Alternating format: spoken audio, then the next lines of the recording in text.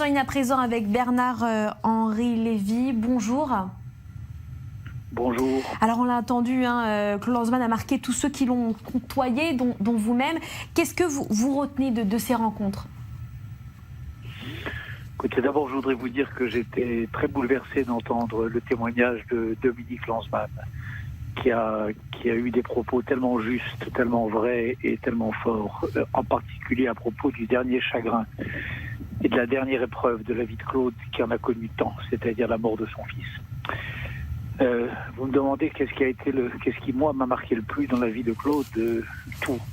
C'est une vie magnifique, c'est un homme magnifique, batailleur, querelleur, grand, noble, un seigneur, un prince et un immense personnage du XXe et du XXIe siècle. Et il disait à l'instant dans la dernière interview que vous avez donnée, qu'il a donnée à Valérie Abécassis, qu'il ne vivrait pas jusqu'à 120 ans. Et bien, comme c'est dommage. Comme j'aurais aimé qu'à la façon des sages d'Israël, ils vivent jusqu'à 120 ans. La France, l'Europe, le peuple juif, Israël avaient tant besoin de sa voix, et nous serons tous ceux que je viens de nommer, si seuls sans la voix de Claude Lanzmann.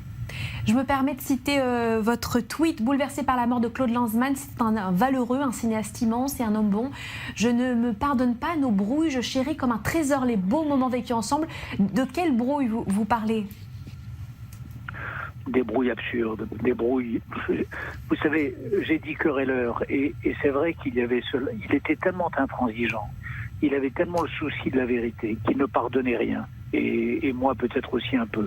Donc, on s'est querellé souvent, mais c'était des querelles sans importance, sans lendemain, et qui pèsent tellement moins lourd que notre accord sur l'essentiel, et cela depuis que nous nous connaissons, c'est-à-dire depuis presque 40 ans. Accord sur Israël, accord sur le crime que c'est de mettre en compétition les mémoires, accord sur le fait qu'on pouvait être à la fois l'héritier de Frantz Fanon et du projet du rêve de décolonisation et ami d'Israël et du sionisme. Il y avait tellement d'accords entre nous que c'est cela que je fais passer au premier rang, sans parler des très beaux moments de vie que nous avons passés ensemble, car Claude était aussi un grand vivant, sa vie fut une grande vie, et je ne parviens même pas d'ailleurs à concevoir, à me figurer aujourd'hui qu'elle se soit interrompue. Merci beaucoup Bernard-Henri Lévy pour votre réaction sur notre antenne.